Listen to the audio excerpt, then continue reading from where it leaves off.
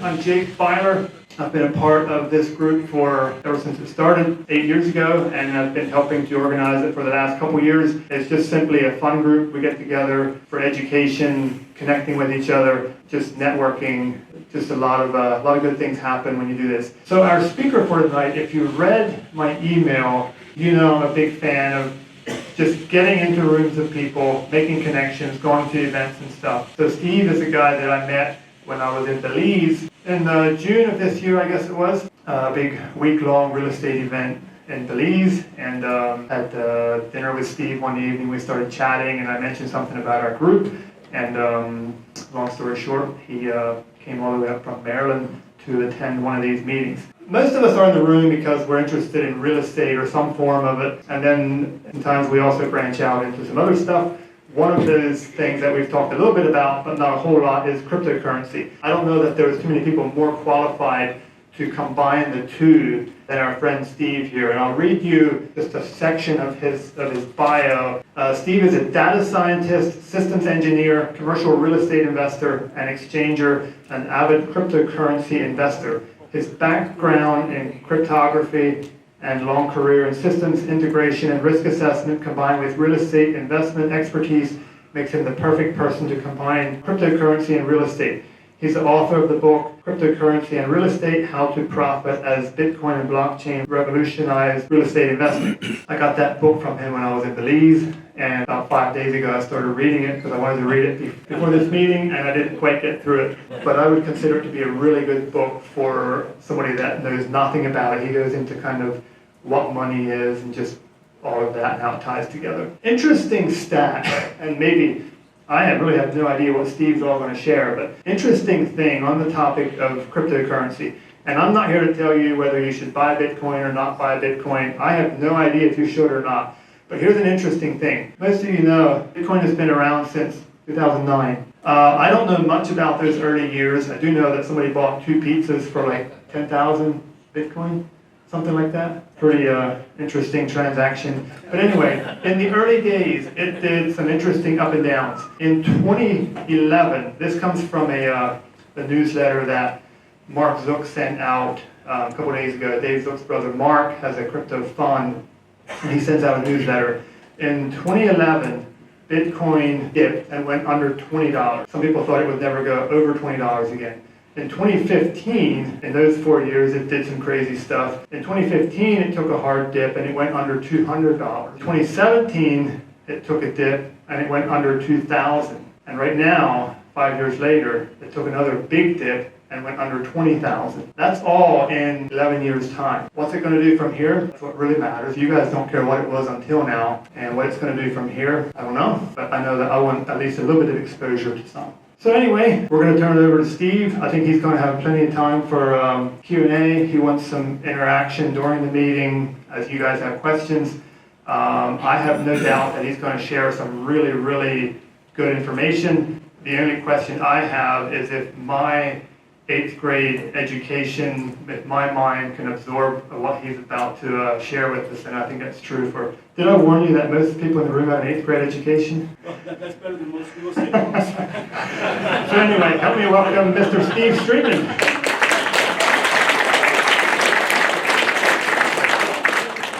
All right, I hope you guys don't mind if I stand in front of the podium. You know, you can look at me, I have trouble seeing over the top. So my name is Steve Streetman. I gave you my background, so I won't go any more into that. I got into cryptocurrency 4 years ago. I had someone offer to trade me cryptocurrency for land.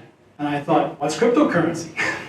And so I went and I did my due diligence, and I ended up doing the deal. I was offered this particular cryptocurrency, which I won't necessarily advertise out here, for 10 cents. By the time I closed, it was $3.10. So, but it was, that was, I was still locked in at 10 cents. So I thought, well, I'm pretty safe. Since then, it has appreciated like nobody's business. But the liquidity has been a real challenge. Trying to actually sell it or use it in other ways has been a challenge. So I have all this value and very little liquidity. And that's one thing to be careful of with cryptocurrencies. Except for the top few, you can run into things like that. The other thing I'm going to say is that I am not a typical crypto guy. If I were, this would be a very short briefing, because I would give you the same advice that you give about stocks. Buy low, sell high, right? I do not speculate in cryptocurrency. I don't really look for tokens to go to the moon. What I want to talk about is what I think cryptocurrency really is and why it's transformative, but more importantly, how it interrelates with real estate. So when I was doing this deal in 2017, once I did the deal, I'm really all in, right? I want to know how cryptocurrency works, I want to know how the real estate works, I want to know how to buy and sell with it, I want to know everything about cryptocurrency and real estate. So I started looking at all the different synergies between the two. And after a while, I would talk to one person and they would know about tokenization. And the next person would know a little bit about buying and selling. And the next person would know a little bit about title in the blockchain. And none of them knew about each other. And that was what prompted me, at least in part, to write the book, was try to take a whole thorough look at the different interrelationships between real estate and cryptocurrency and to try to put it all together so you can see what's going on. So, to start off here, why should we even bother? You see my agenda slide. I gave most of this talk at the National Council of Exchangers a year ago, and I spent 3.5 hours and felt like I was rushing through it. So I am really going to rush through it. Before I go too far though, how many people here have heard of Bitcoin? All right? How many people have heard about other kinds of cryptocurrencies? How many people are invested in cryptocurrencies? Okay, smaller hands. Okay, I'm going to try to go basic with what cryptocurrencies are and try to understand them. And I'm going to talk about them in ways that you probably haven't heard. Because 95, maybe 98% of the people who talk about cryptocurrencies talk about speculation. I want to buy it low and I sell it high. Which one's going to go up? Which one's going to go down? What's the volatility? And I think all that is speculation. Well, it is literally speculation. But I hear these guys talk very knowledgeably about the price supports and all this. And it does something you clearly didn't expect. And the guys were talking in last November, oh yeah, we've got a price support around 50,000 for Bitcoin. It's not going to go below there. It's going to go up to around 74.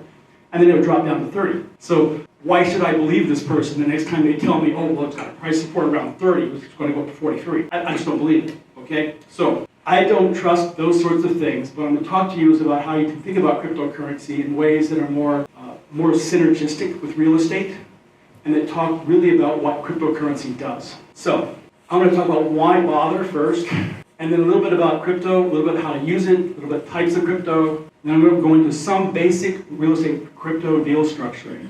I tend to think of crypto and real estate in really 3 big buckets. How do you transform deal making?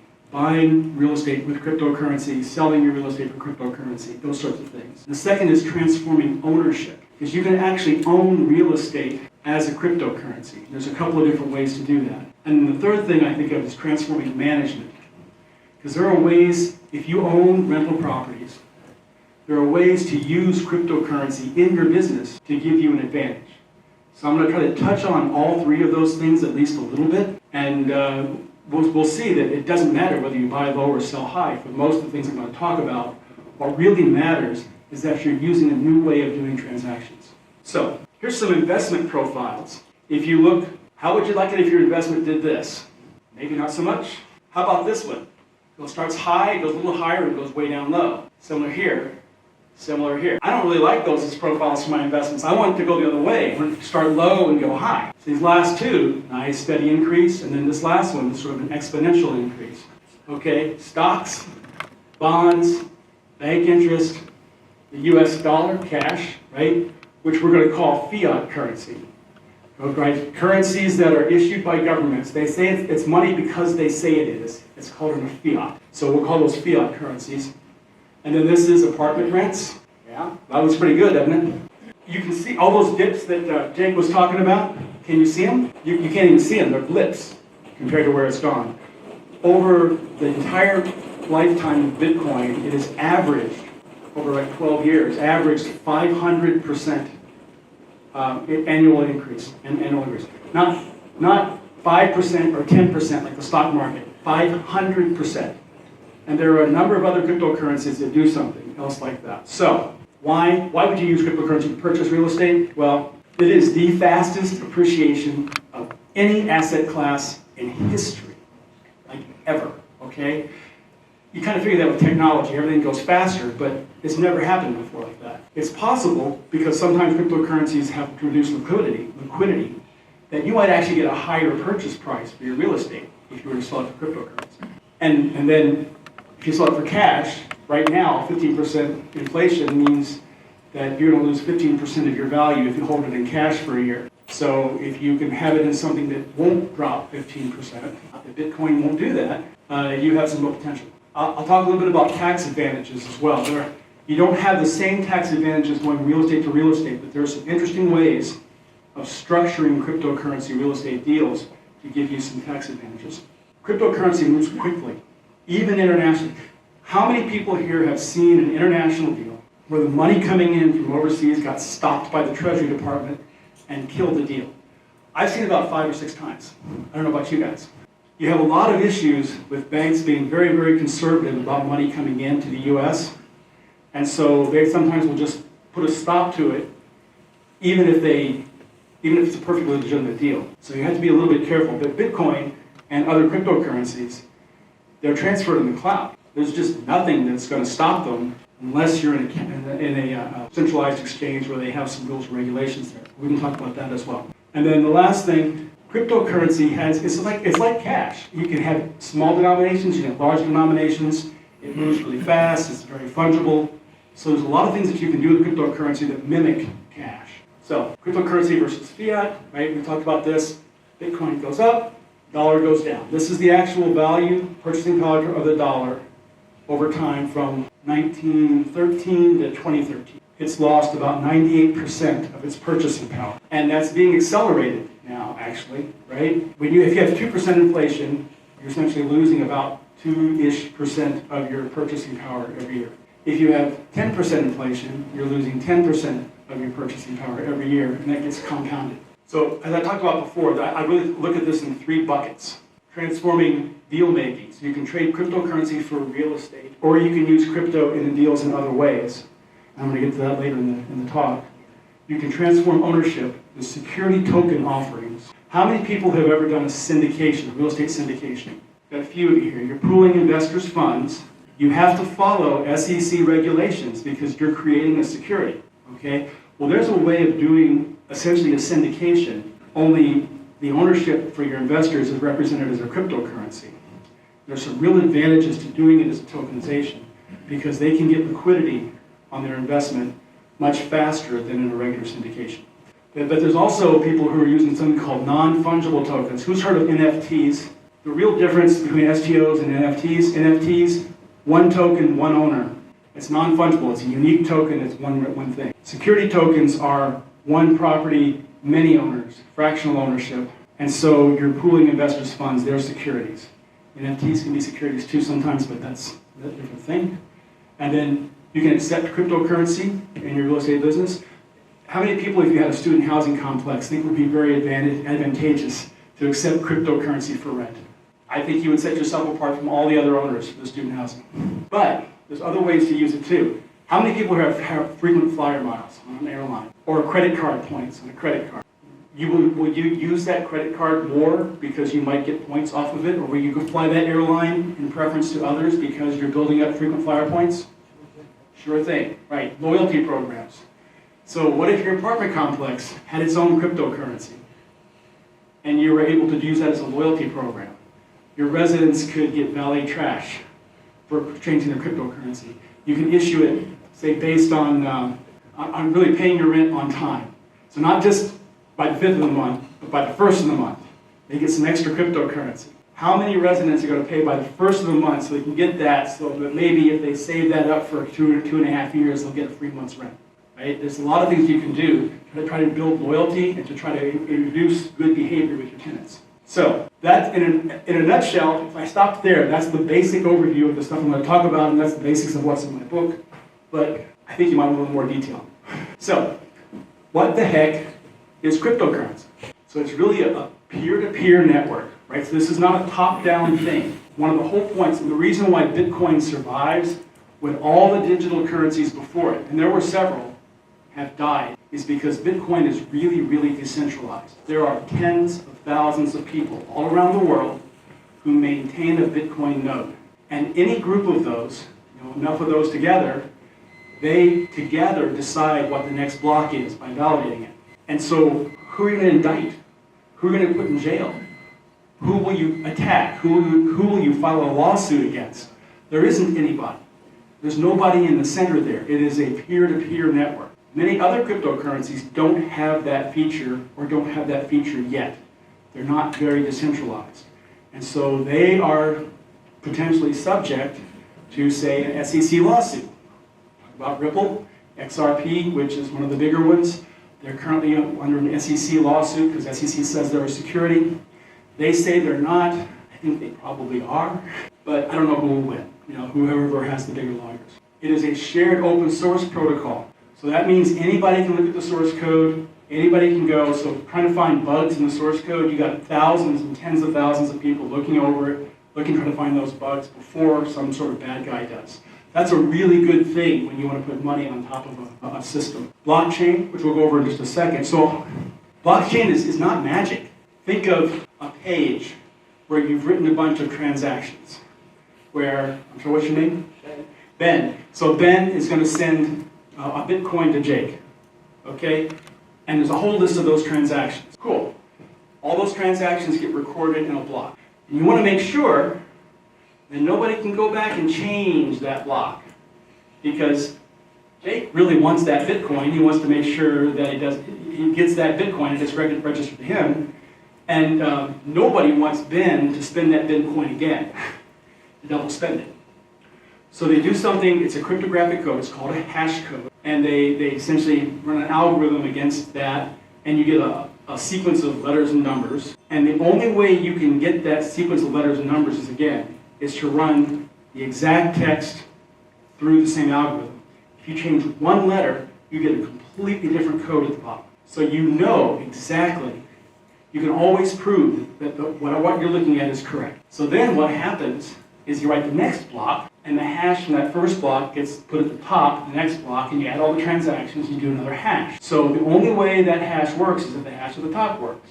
And the only way that hash works is if the hash of the previous block works. And the only way that hash works is if the hash of the previous block works. So you have a whole chain of blocks all the way back to the very first block. And if you change one character in any one of those blocks, it will not validate. That's what a blockchain is. So I think I just said it was secured by cryptography.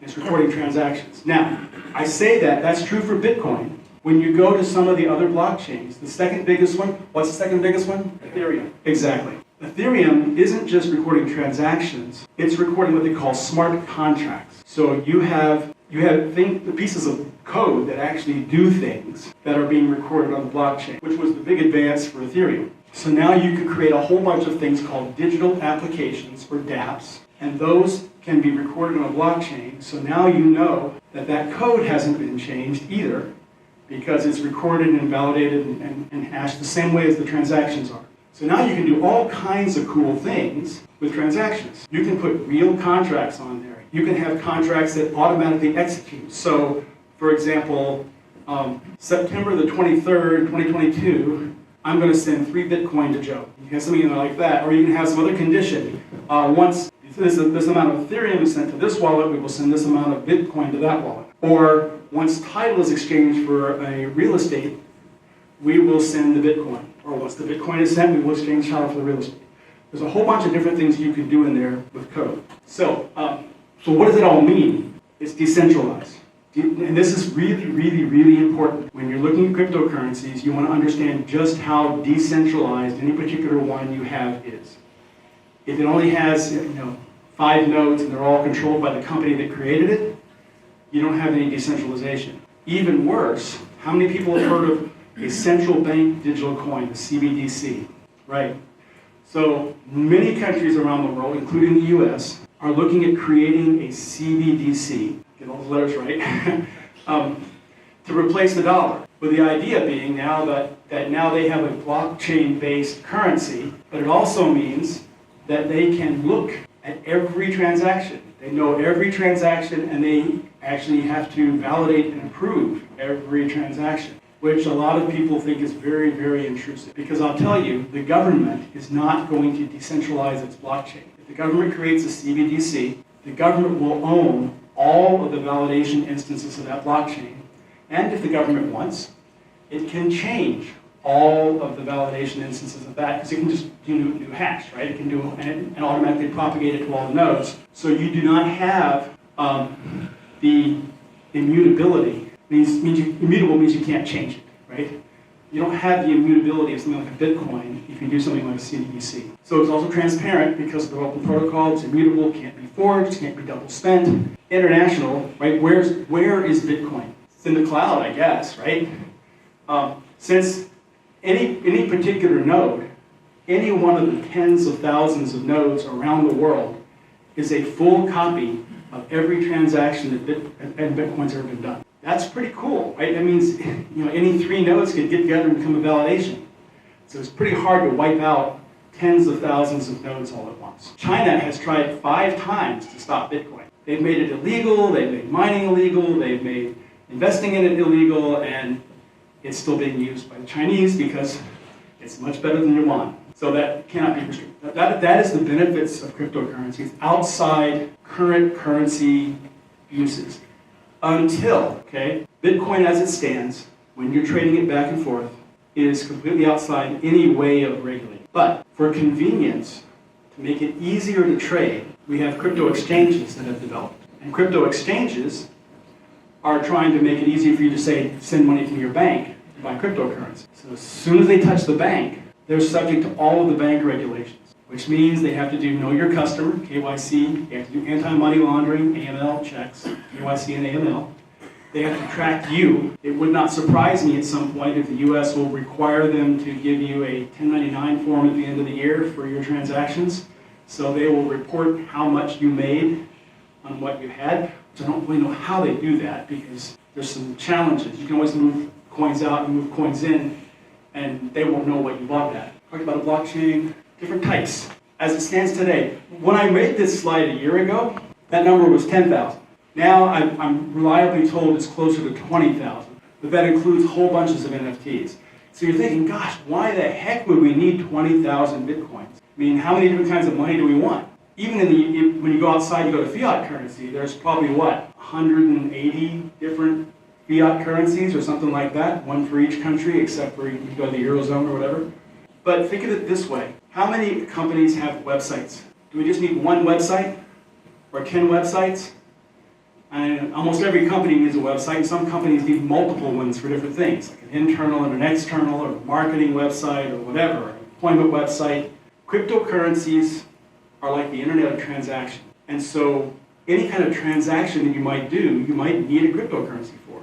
So we talked about having a coin for your apartment complex that gave you a way of giving loyalty and providing rewards to your tenants. Well, that's a coin. Every apartment complex could have one. They'd all be different. Any company that has something like a rewards points or loyalty points, or I think near me we have a gardening center and they have garden bucks or whatever they call it. So that they issue you a paper certificate and you can bring it in and you can redeem that for a discount on gardening supplies. Every company could have a cryptocurrency. Every stock that's out there right now could be a cryptocurrency instead of a stock certificate. And I actually make the prediction that within 5 to 10 years, every stock will be a cryptocurrency. Every piece of real estate could be fractionalized, either be a cryptocurrency as an NFT or fractionalized as a security token offering. How much real estate is there in the world? So there's room for many, many, many different kinds of cryptocurrencies, not because we need lots of different money, but because cryptocurrencies represent transactions. You can do all kinds of different transactions. So if you think of a crypto offering, when you look at a cryptocurrency, should I buy it? Well, you do the same thing you would do if you're looking at a company and you're thinking about buying its stock. What does a cryptocurrency do? What's its purpose? What's its track record? Who are the people behind it? You do exactly the same kind of due diligence on a cryptocurrency as you would do on a stock. If you do that, you'll be okay. If you go with the hot stock tip or the hot crypto tip, you get what you deserve. You might make a whole lot of money, or you might go bust, and you might do both within a week. Oh, one little thing here, just for a point of reference. In the crypto world, when you create your own blockchain, and you're doing your whole blockchain piece, you're called a coin. So it's Bitcoin. Ethereum is a coin. If you create something on top of a blockchain and you're just recording it on someone else's blockchain, which is really easy to do, it's called a token. So I'll try to use those terms correctly, but often I'll just use a generic token or a generic coin.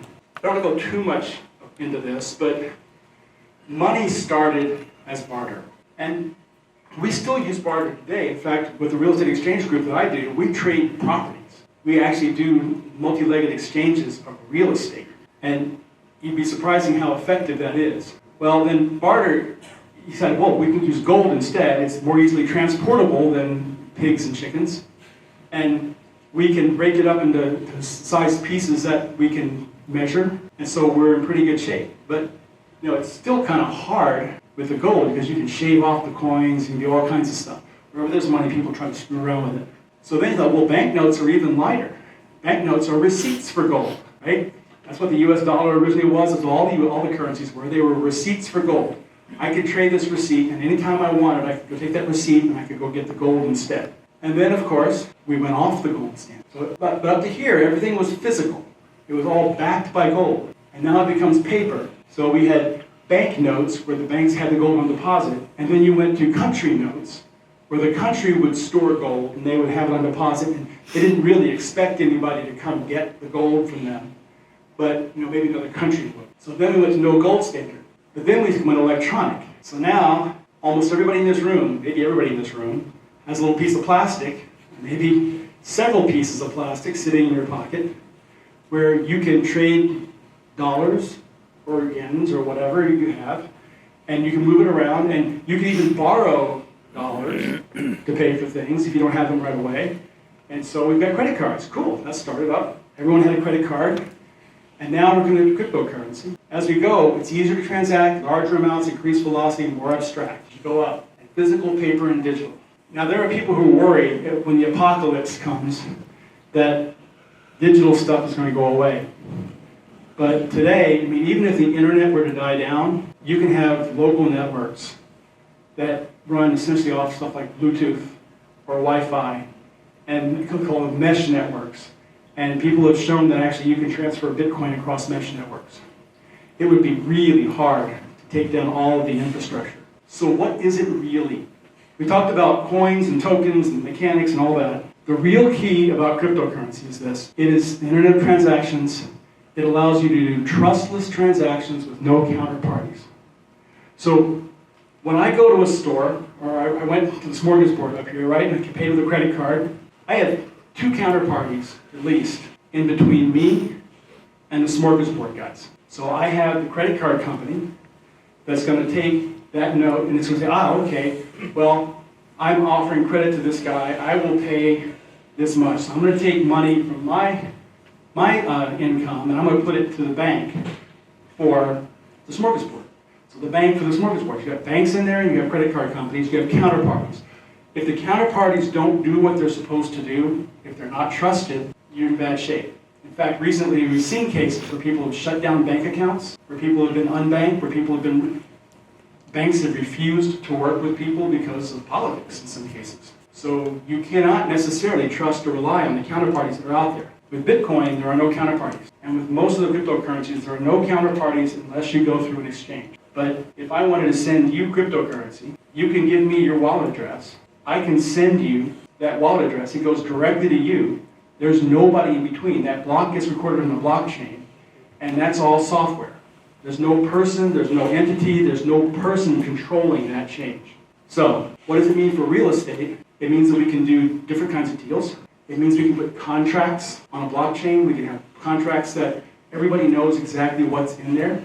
We can put title on a blockchain. So imagine if you didn't have to worry about where the title was, if it was actually immutable. If once it's recorded, it's always recorded, and then the next time it's recorded, sure, that's fine.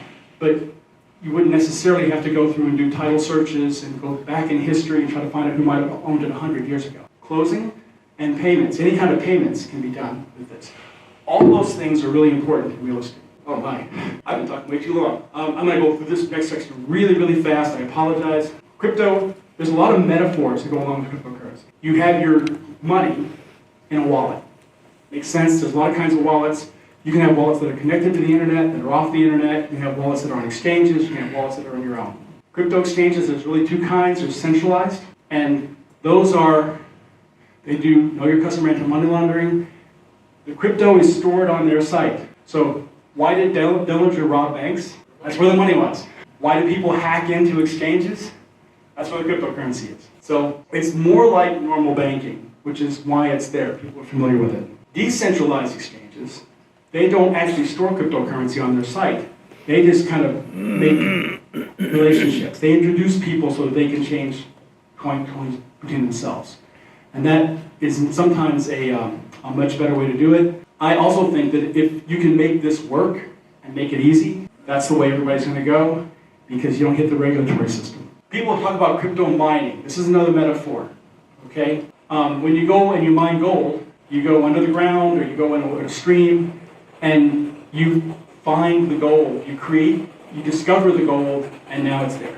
Well, with many cryptocurrencies, especially the ones in the blockchain, their cryptocurrency is created every time a block is written. And the people who actually get to write the block are called miners. And the ones who successfully write the block get the rewards. They get the newly created cryptocurrency plus transaction fees. So that can be very lucrative. In fact, it is a very lucrative business.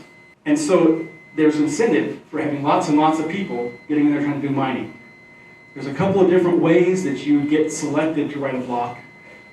Primarily proof of work, which is Bitcoin, and currently Ethereum, and then proof of stake, which is whoever has the most gets to write more blocks. And so, I'll just point out with real estate, when you want to do mining, there's two things you need. You need cooling and power. So any place where you can get cheap cooling and cheap power, that's good real estate for people who want to do mining. I knew a guy who had a building up in Erie, Pennsylvania, which is cooling most of the year. And he started having crypto miners come in, and instead of charging by the square foot, he started charging by the cubic foot. So essentially, he charged by the server for the rents. And so his rents went through the roof because he had cheap power, he had cooling, because all he had to do was pipe in outside air in the winter. So it was a really good situation. So how do you actually invest in cryptocurrency then? Almost everybody's going to be buy, hold, or as they say, hold on for dear life. Sell, or you can actually stake, which means if you have some, you can loan it to somebody for them to stake so they can write blocks, and then you get it's like crypto mining effectively. Challenges. So here's some of the problems. Why do you think Bitcoin goes up and down so much? The total market value of Bitcoin has ranged from about 500 million to about 1.5 trillion over the past year. So stocks are about 76 trillion. Bonds are about 115 trillion. Real estate's about 326 trillion. Compared to those, cryptocurrency is itty bitty little thing. It's brand new, it's really small. And so what happens if somebody has 500 billion or even 100 billion worth of crypto, which is really easy to have, right? Because the guys who got in really early have lots of crypto, it's gone up a whole lot. So you have guys who have 100 billion. You have guys who have 10% of the total value of the coin. So those guys can make moves that change the market around. And now you also have people talking about cryptocurrency, looking at momentum, looking at this, looking at that. So when Elon Musk says, I'm going to accept Bitcoins for Teslas, Bitcoin shoots up. And when Elon Musk says, I am no longer going to accept Bitcoins for Teslas, Bitcoin drops. So you have market manipulation all over the place. And that's going to happen until the value of the tokens gets far above what the value of an individual investor can hold. And speaking of the whole Elon Musk thing, I had this picture in my head of Elon Musk and Mark Cuban sitting down over a beer, or whatever they drink, and saying, I can do anything I want in the crypto market. No, you can't. I can make any crypto valuable and I want it. You couldn't make Dogecoin valuable. And so Elon takes the bet for $1, and he goes, he makes a few statements, and now Dogecoin's an investable token. It was created as a joke. So just a picture in my head. So there is potential for market, but there's huge opportunity. And I don't think the opportunity is so much in the value of coins increasing.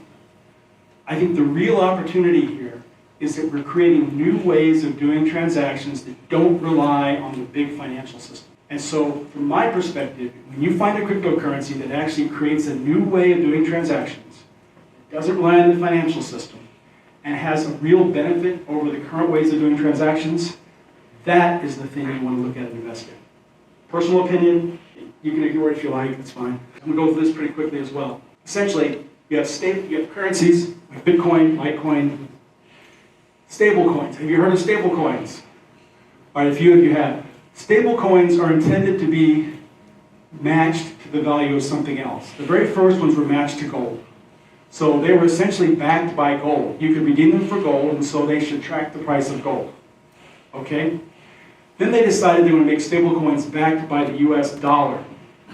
Now, I think that's sort of like saying that cement overshoes are a buoyancy mechanism for swimming. So, as you put the dollar is going down 15% per year. How is that a stable coin if it tracks that fall? But that's what they're called. So you guys may have heard that some of the stable coins, like Tether, crashed earlier this year. Well, some of these coins, they got really cute, and they said, okay, we're going to make sure it matches the price of the dollar by issuing more if the price goes up, and burning some, taking some away if the price goes down, so we'll control supply in order to make sure that price stays right at $1. Well, once you had a run, there was no way to burn enough of it to keep up with that. It all crashed.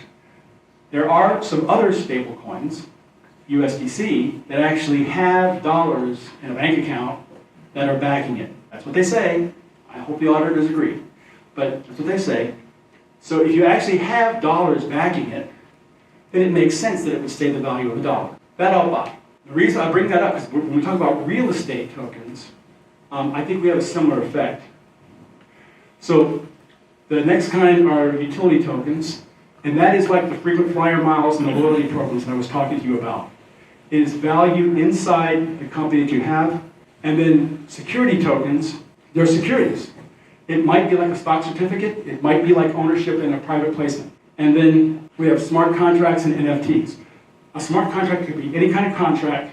An NFT, non-fungible token, is a kind of smart contract that gives you usually ownership of something. There's a lot of digital art, there's digital music, but there's a company called Profi, which recently sold a house in Florida as an NFT. They took the house, they put it in an LLC, which is what good investors do. They created an NFT that represented 100% ownership of the LLC, and then they auctioned the NFT. So the title didn't have to change in Florida, right? The title stayed with the LLC, but the NFT changed. Now there's good and bad to that, right? It's cool that you can move it that fast, but say I'm the next person that wants to buy that NFT. I darn well better do my due diligence to prove that that LLC still owns that house. Because the guy who has the NFT could go and say, oh, I'm the owner of the LLC, I'll sell the house, and then I'll go off and sell the NFT. So there's a lot of manipulation in the NFT market as well. You have to be a little careful. So I just kind of gone over this, so I'm going to skip this. If you want to buy or sell real estate with cryptocurrency, what are some of the ways you might structure deals? First, you can I'll give you, 10,000 Bitcoin for your apartment complex. Or I'll give you $1 million worth of Bitcoin for your apartment complex.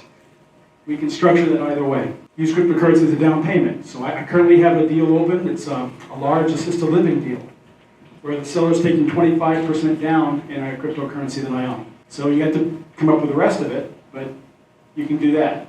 I have used cryptocurrency as a deposit. What it buys you here is time. So you provide cryptocurrency to the seller. It gives you some skin in the game, allows you to tie up the property, and then you might replace that with dollars when the due diligence period is over, or you might just make the cryptocurrency deposit. So I've done both. You can actually trade real estate for cryptocurrency, which is the same thing, really, as buying real estate with cryptocurrency. There's an important difference here. When I work with the real estate exchange community, we trade stuff all the time. We trade asset for asset. Now, let's say that Jake has $1 million apartment complex, or you bought it at $500,000, you think it's worth $1 million or so, right? There is no hard and fast value for real estate. And I have cryptocurrency. And I bought the cryptocurrency at $500,000. And I think it's worth $1 million or so. I can go look a price online, and it says it's worth $1 million. And we want to trade. So really, if you went and sold that apartment complex, hot market, you might get $1.2 million for it. If it's a down market, or if he hasn't been maintaining it, not that Jake would ever do that. If he hasn't been maintaining it, maybe he only gets $600,000 for it. What is the value of the apartment complex? It's probably somewhere between $600,000 and $1.2 million, and we're kind of thinking $1 million. What's the value of the cryptocurrency? I get emails every day. Bitcoin's up 6%. Bitcoin's down 7%. Bitcoin's up 4%. Bitcoin's down 8%. What's the price of Bitcoin? It's moment to moment different. So when you're looking at a transaction that's going to take you 30 to 60 days, that price could be off by 30%, 20%, whatever. If I'm wanting to accept the Bitcoin, I might want a discount just so that I know that I'm covered. So what's the value of the Bitcoin? Not sure. What's the value of the apartment complex? Not sure. So if you're going to trade them, what value is it? And here's the question. If you decide, well, the value is $1 million for each one of them, now we each have $500,000 in capital gains, right? If we decide the value of the trade is $600,000, we each have $100,000 of capital gains for the exact same transaction. What would you rather have? $100,000 in capital gains? Maybe you really wanted the price of $1.2 million, so we'll both say it's $1.2 million and we'll pay $700,000 in capital gains. There's ways, because you're doing asset for asset transactions, that you can adjust the price, agreeable between the buyer and the seller, as long as it's reasonable and justifiable, right? So that you can actually do something that makes sense for everybody involved. Because both sides, in this case, have capital gains issues. So I've heard accountants tell me that if you do not go to cash, that you do not have a taxable trade. My accountant does not agree with that. So my accountant says you have to put a basis on every transaction, and then you have to pay capital gains or capital loss, depending on what the difference in basis was from when you purchased and when you sold. So for what it's worth, there is some disagreement on that. So another thing you can do, you can get a loan secured by the cryptocurrency, which is now available for most of the major cryptocurrencies. You can use that cash to buy real estate. So now you're using an arbitrage. Now you're going to pay some interest on that, but you're still getting the upside on the cryptocurrency, and you're getting the upside on the real estate. So that might be worth your while. So I always think of real estate and cryptocurrency as kind of the Reese's cup of investing. You have this nice, thick, chewy real estate. It's nice and solid, and you can really count on it. It's not going to go away. They're not making any more land, that kind of stuff, right? And then you have this nice, creamy chocolate on the outside of appreciation from the cryptocurrency. So, you have some cryptocurrency, you have some real estate. Cryptocurrency goes way up in value. You can buy some more real estate to solidify that value. So that way you're going back and forth. And that's what I think of as a really good way of mixing portfolios of real estate and cryptocurrency. In the exchange world, we talk about really 4 kinds of currencies. Fiat currency, and how many of you have ever bought property with debt? Okay? How many of you have ever bought property with cash? Did you realize you were buying with debt? What does it say on the top of your dollar bill? Federal Reserve note. Okay? Anytime you pay something with fiat currency, you are buying with debt. Just something important. Plus you have fiat currency, cryptocurrency, physical currency, gold, silver, those sorts of things. We all know about that. You can actually use those. Most people don't know about currency land. I only really hear about that in the exchange world. Currency land is usually land that's kind of in the middle of nowhere. It ain't going nowhere. It ain't costing you nothing. You can hold on to it. You can trade it back and forth. It's not going to go down in value. It might go up in value if progress gets up there. It's actually a physical asset that can be traded back and forth. And that's often used to balance transactions when you have, say, I'm going to give you my house, my free and clear house, and I'm going to give you a $250,000 note for your fourplex, and I'll throw in $50,000 worth of currency land to balance it out. A few nuts and bolts. How many people have ever noticed that title companies are really conservative? That they really don't want to do anything that's outside of the norm, anything that's different, anything that they don't have an instruction manual for, anything that they haven't already been underwritten for. I've noticed that. When I did my first transaction with cryptocurrency, I had to design the closing process because the title company would not touch the crypto. We had to find a way to transfer the cryptocurrency sort of outside and then provide proof that it had been transferred so that the rest of the closing process could happen. So I did that in 2017. We closed. We made it work. We also had trouble with title insurance. At that time, no company would write title insurance on a transaction that had crypto involved in it. Okay? So what did we do? We closed, and the next day we went and got title insurance in the property.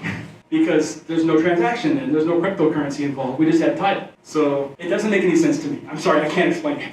but that's the way it is. However, now, Proppy again has created its own title company, and so they are doing underwriting title, and they have some partner companies in various parts of the country that will do title insurance on a cryptocurrency deal. So we've overcome that hurdle, and I think it will only accelerate over the next few years. Every time I talk to Stewart Title, I ask, are you doing cryptocurrency yet? He said, we're thinking about it. I've had lenders tell me, well, the cryptocurrency is not worth anything, so I can't let you use it as a down payment. I'm not giving it to you. I'm giving it to the seller. The seller thinks it's worth it. Doesn't matter. Well, you could just be bumping up the price. You've got an appraisal. But I've had lenders, you're going to have trouble with banks. Banks are highly regulated. They're going to have trouble doing a loan when cryptocurrency is involved. Private lenders, not so much. You can get private lenders to do this. Let's see. The liquidity can be a challenge. I'm not going to, it's going to take a little long to explain why trading pairs affect day-to-day pricing, but trust me that they do. The other thing that you have to remember, how many people in here are real estate agents, or you might get a commission from selling real estate? Okay, it's a few of you. How do you get your commission? Right? If it's a cryptocurrency transaction, how do you get your commission? Will you take your commission in cryptocurrency? So I've seen real estate agents, I've negotiated, some of them will take all or part in cryptocurrency. Some would rather have part of the deal, right? Some want cash, and they gotta have the cash because they gotta put food on the table. I respect that. You do have to deal with the third parties, and I'll say most real estate agents have no clue how to put forward and push through a crypto transaction. So that is a case where I can help. I'm a licensed real estate agent. I'm a realtor in the state of Maryland, and I do some consulting to help structure deals like this. So if you ever run across a crypto deal and you need some help, I'm your guy. So what is the future of cryptocurrency? Well, I love this picture. See, he's clairvoyant, right? Closed due to unforeseen circumstances. Those two things don't really work together. This is what we call irony. But I don't know what's going to happen. Some people believe cryptocurrency is a Ponzi scheme. It is not. For most cryptocurrencies. There are some that are out there that are Ponzi schemes. Okay? Some people believe cryptocurrency is going to be the next reserve currency.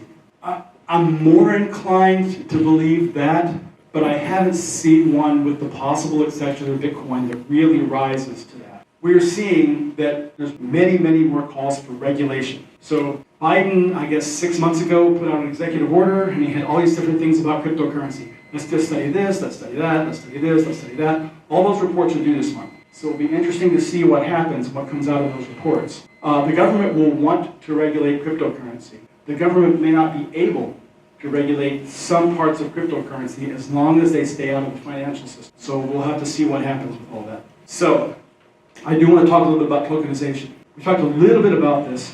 There's really two ways of tokenizing real estate. One is fractional ownership. It is exactly like a syndication. You do a private placement memorandum, you have an LLC that owns the property, and the membership in the LLC is represented as cryptocurrency tokens. For you guys, I'm working with a company called honeybricks.com, and they are working to be able to do tokenization for others. So if you wanted to tokenize a property, you could come to honeybricks.com, you could do that, you could get access to all the investors on that site as well as your own investors, and you can raise money there. The biggest thing is you can have a secondary market. So the hardest thing with the syndication is that the investors have to lock up their money for as long as the syndicator wants. And that's 3, 5, 7, 10 years. So that's really hard. You don't get your money back until then. Maybe you get it back early as part of a refinance, maybe they sell early, but you have no control over it. With the tokenization, what the SEC tells us is after about a 1-year holding period, you are allowed as an investor to sell to third parties. And those parties don't have to be accredited. So even if you start off with a 506c offering, which means you can only sell to accredited investors, after a year, those tokens could go on a secondary market, and anybody can buy them. So what Honeybricks wants to do is build the largest secondary market for fractionalized real estate ownership in the world. And I think that's cool.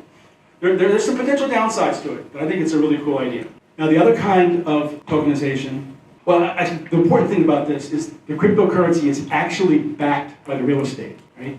If you own the cryptocurrency, you get the distributions. So you get the cash flow distributions. You might get them in the form of a cryptocurrency, but you can get the cash flow distributions, you get the ownership. When they sell the property, you get your part of the sale. So the value of that cryptocurrency should be the value of the real estate with one additional piece. Part of the reason the market value of real estate is where it is because it's hard to sell. If you have an apartment complex and you want to sell it, it's going to take you 6 months. It might take you a little bit less, it might take you much longer. So real estate is not particularly liquid. And what we know with every other investment class in the world, when you make it more liquid, you make it more valuable. So when you tokenize real estate, the estimates that I've seen is that the value of that real estate will go up 10 to 30%, just by value of it being fractionalized and able to be tokenized and sold. So, cool thing. I'll skip that. We talked about that. NFTs, you can have title in an NFT, one owner, one property. With the STO, one property, multiple owners. And I've probably talked about that. So if you wanted to accept, I'm going right now to management, right? If you want to accept cryptocurrency in your business, it's really pretty easy now. In fact, I think both MasterCard and Visa now allow you to pay with cryptocurrency, and they will convert it to dollars to the accepting party. It's really easy that way. But you might actually want to accept the cryptocurrency directly. There's some benefits. There are a lot of companies now that are putting Bitcoin specifically on their balance sheets. They haven't been really happy this year because Bitcoin's gone down so much. But if they keep accepting it, they get the dollar cost averaging, right? So when it goes back up, which as we've seen in the past, it's always crashed and it's always gone up like 10x before it crashes again. You know, when they do that, that Bitcoin may become their most valuable asset. So as a business owner, you might strategically keep part of your balance sheet in cryptocurrency, and you might liquidate others and not move it around. But you have to think about that and think about how your cash flow works and whether you need the cash or whether you can handle the cryptocurrency. And we talked about earlier creating your own crypto with loyalty programs and using internal currencies. So this is my book, Cryptocurrency and Real Estate. It's sort of towards the end of the talk, but I want to make sure there's time for questions.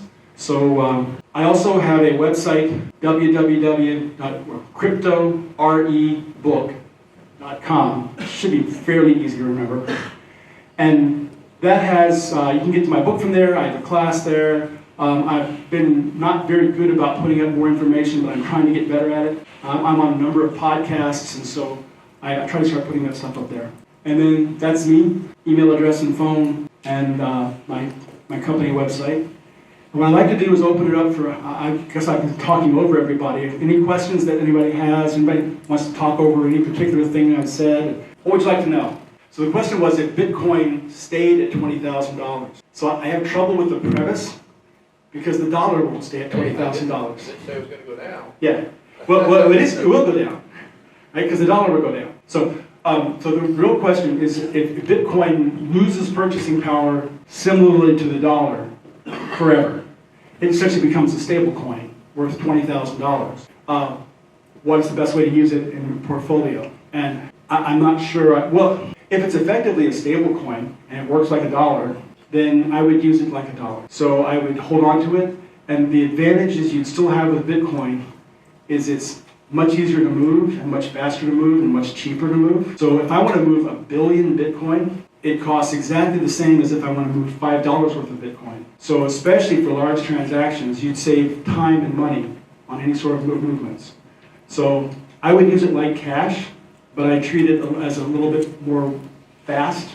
And because it's immutable, right, you don't have to worry about your account being wiped out. You don't have to worry about it being stolen. You don't have to worry about it being garnished. There's a whole bunch of different things that you won't be subject to if you have Bitcoin. So that's how I would use it in that case.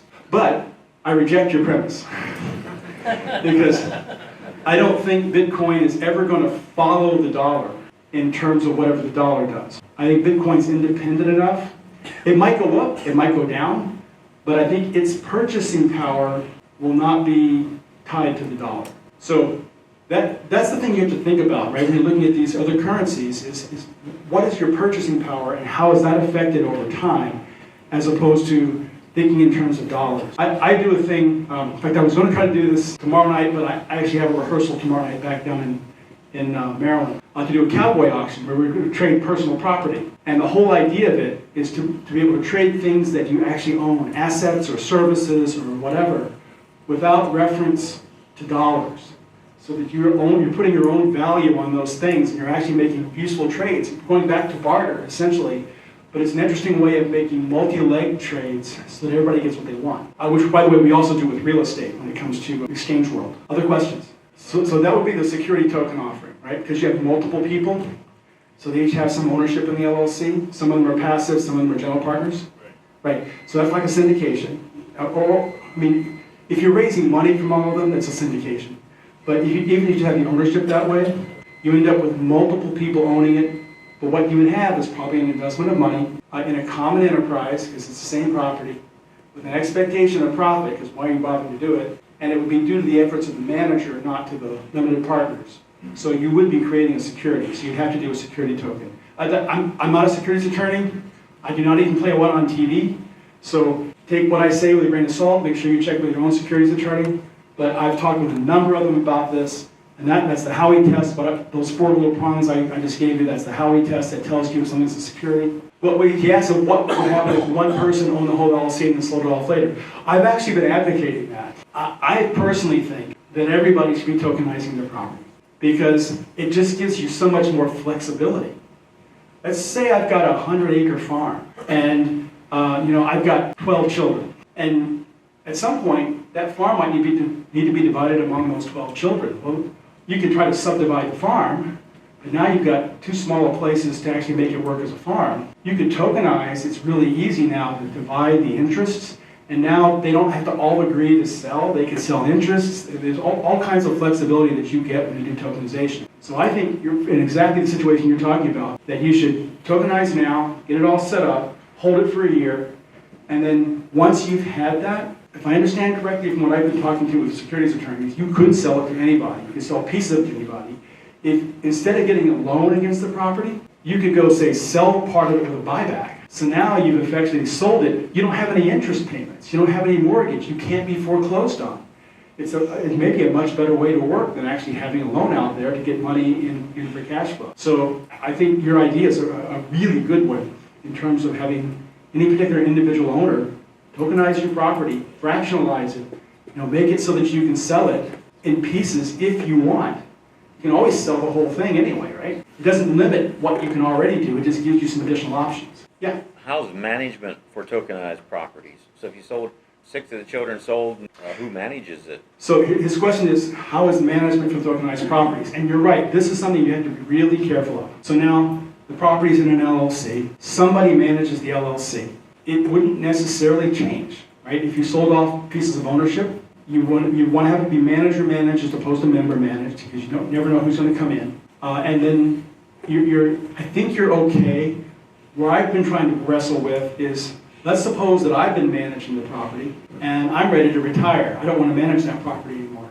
Well, you can change managers in an LLC, but the people who own it certainly have an interest in understanding how that's going to happen. Whether they have control over it, I don't know, but they certainly have interest in it. And I think that's something that really does need to be worked out. You might have to redeem tokens for people who don't want the management change. There might be some things that you want to do, but their alternative right now is just to sell the thing. And so you might only have to sell 10% of it if all the other people are happy with the management change. So you still get more flexibility, even if you have to go through that. Well, if you have crypto, it might be something that you want to diversify into real estate. So if you're on the crypto side, if you have cryptocurrency, that might be the asset that you have that you can use to buy the real estate. And you might not want to liquidate the cryptocurrency because then you'd have a capital gains event. So you can manage the capital gains event by trading it directly.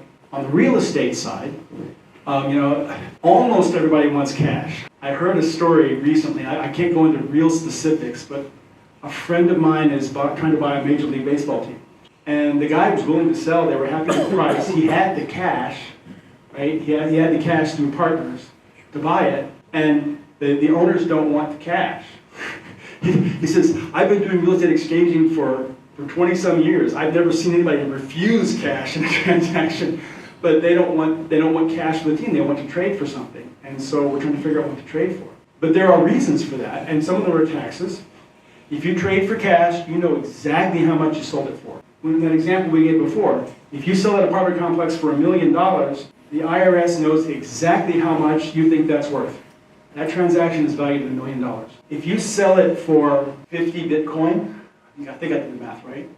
If you sell it for 50 Bitcoin, they don't know what you sold it for. You guys have some leeway. I mean, you can't say it's worth $10, but you guys have some leeway in how much that transaction is. So asset for asset gives you some advantages there.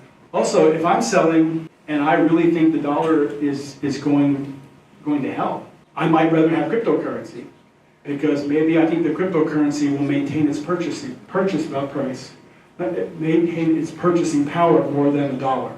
So I might actually prefer the crypto to the dollar if I'm in the real estate side. So it depends on the crypto, depends on how you feel the crypto is going to happen. I'm not telling you that crypto is all going to go to the moon. I will tell you that it will go up and it will go down. And you don't really know when, and I don't think anybody else really knows when. Do you suspect that crypto will rebound strongly once there's signs that inflation is easing? So he's asking if cryptocurrency will rebound strongly once there's signs that inflation is easing. I have to tell you, I'm frankly surprised that crypto didn't go up because inflation was increasing. Because you would think that even if it's just maintaining its purchase value, that it would go up with respect to dollars. If it changed a purchase price and the dollars go down, you would think its measurement in dollars would go up. It hasn't. And I think that surprised a lot of the crypto world. So do I think the reverse would be true? I don't really think so either. I think it is not, there are other forces at work out there that drive the price of crypto, and I don't think that those necessarily are reflected. If all the other forces went away, I would think that crypto would go up when inflation was high and go down when inflation was low. But let me say one more thing, and that is these other forces are really important. There's a big event that's supposed to happen this month for Ethereum. Anybody heard about that? The Ethereum merge, right?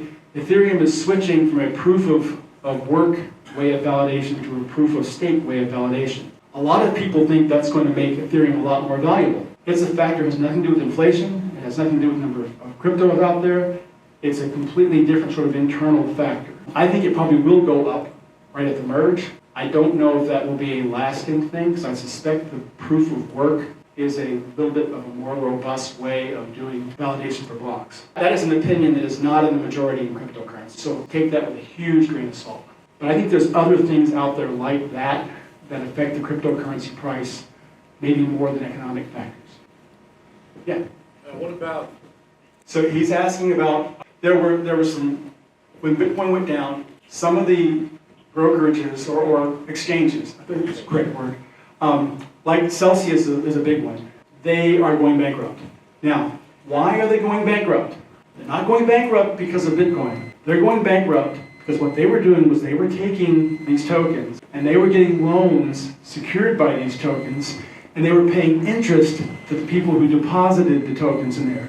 So essentially they were creating a bunch of derivatives around Bitcoin, and when Bitcoin went down, they could not maintain this sort of arbitrage they were doing on these loans. So don't do that.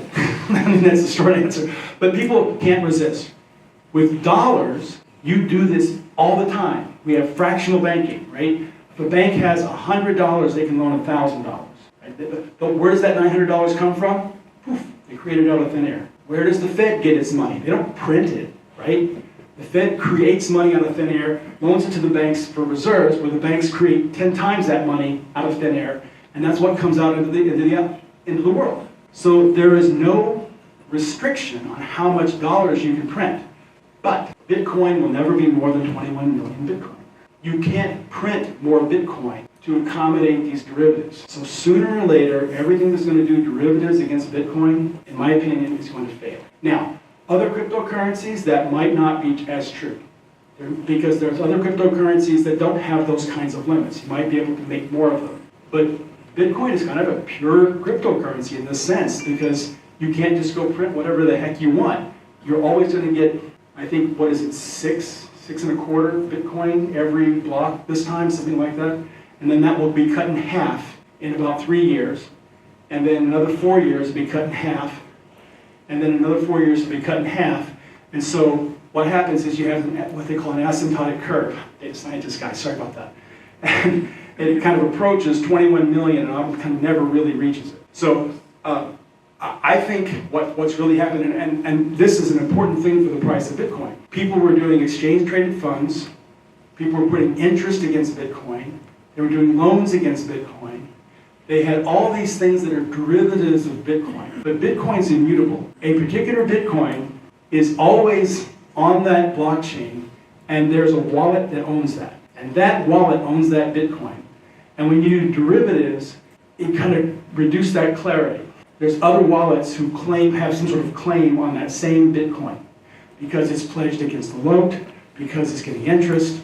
And so when when Bitcoins go down and you can't kind of play around with those numbers around it, it just goes in bad shape. And that is why I think the Bitcoin price has stayed down low. It's because all these derivatives are failing. And once that gets kind of cleaned out, it's like cleaning out housing foreclosures after a housing bubble pops. You get through all those foreclosures, and now there's room for the housing prices to all go up again.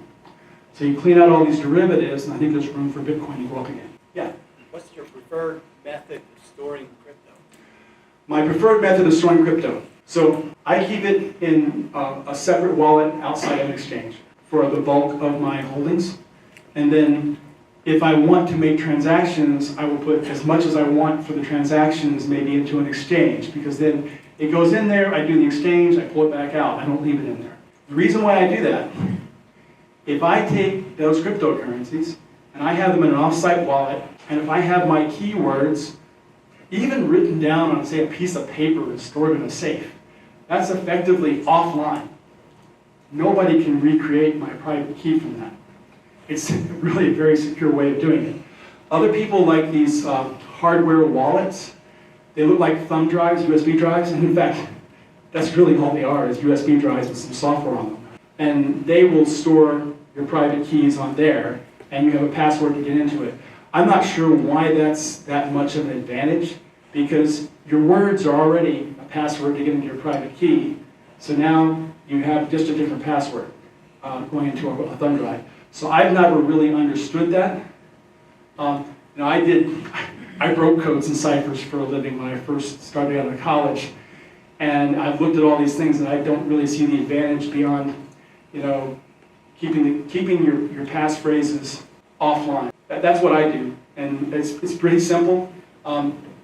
If you lose your passphrases, you lose your tokens. So that would suck. That's part of why you would go to these exchanges, right? Because they do know your customer and anti-money laundering, so they know you. So if you lose your password, they can recover your password for you. And they have your keys, but that also means they have your tokens. So if the government says, hey, you shouldn't give those tokens to that guy, they may have to keep them away from you, which is part of what's happening with Celsius, right? You had a question back there? Yeah. So what's the biggest risk to Bitcoin and other cryptos with regards to regulation? Okay, specifically in the US. I think the biggest risk is actually the U.S. trying to embrace it, so that they may try to bring it into the regulatory framework, so that every crypto exchange has to do know your customer anti-money laundering, has to follow bank regulations. I think that's a huge risk, because the government could try to do that, and they could make it, I guess, illegal to have Bitcoin outside of it. I have to think if they can actually do that. But they would certainly try. If they did that, it makes it really much more challenging to achieve the promise of cryptocurrency, which is trustless exchanges without counterparties. Because to do those things, to do those kind of regulations, the government requires a counterparty to be in the middle to enforce them. So it's kind of opposite to what crypto is supposed to do. But that's what I think. I think the government can try to do that. The other biggest risk, I would say, is the CBDCs, the central bank digital currencies. Because if the governments try to force everyone into CBDCs instead of the other cryptos, now you have the efficient mechanisms for government to exert incredibly authoritarian control. And that would maybe be one of the worst things that would happen. I'm not sure what would happen to cryptocurrencies, but it's what would happen to us. Yeah? So you're a pretty smart guy. What he's saying is, how could this possibly not happen? I mean, it's certainly what the government wants. I like to think, especially in America, that there are enough people who value freedom that they would fight against it. I think coins like Bitcoin, the government could try to stop them. I mean, the government was trying to stop them in 2014, 2015. It said they were all criminals, and it was all Silk Road payments, and it was all crime that was going on. That was all Bitcoin was. We need to stop it. They couldn't, because it's too decentralized. If you can keep it decentralized, I think the government could try, but they can't even know if you own them. I mean, the best they could do is try to track your computer, and of course they can get full tracking of all your computers, and we're in bad shape in other ways too.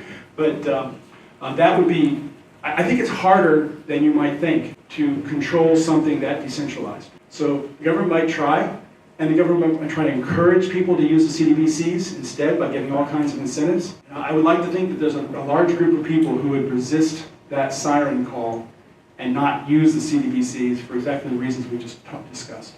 So the question is, I guess I'll simplify it a little bit. How much leeway do you really have in adjusting that price? Well, and it might depend on the coin. If you use Bitcoin as an example, Bitcoin is widely traded, it's liquid, prices are published pretty well. So you might have less freedom to use a different price, but I think you could have a price between 10 and 30%, plus or minus, say, 10, 20%. And you would be able to justify that as a discount for accepting risk. In fact, I've talked with people right now who are offering to sell Bitcoin at a 25% discount off of its listed price. And so, I mean, there's a perfect example of actually getting a discount on Bitcoin. And you can get a discount on real estate, you can get a discount on a car, not really a discount. You can get a discount on all kinds of things, so there's no reason why you couldn't get it on cryptocurrency. Now, I will tell you, there was one transaction I went into, and I was using a cryptocurrency that was not Bitcoin.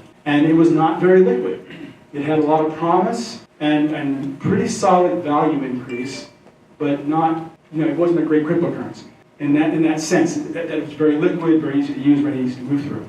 And what we did was, the rest of the deal was seller note. So we structured the deal as a seller note plus a certain number of tokens, and we mutually agreed to value those tokens at $10,000 because we had no way of really seeing that there was much of a market out there for them. And so I think that would have been a legitimate approach, even though we were using about $600,000 as the value of the cryptocurrency in the overall purchase price. So what that tells me is he was probably overpricing his real estate as well. But that was a pretty extreme approach, but it was a very illiquid cryptocurrency. And so you could almost argue that it was worth $10,000 or maybe even worth nothing. It was just sort of a sweetener on top of the note. Okay, that's the last question you said. Thank you all for your time. I hope I haven't rambled too much on all of this. But, How about a big hand for Steve?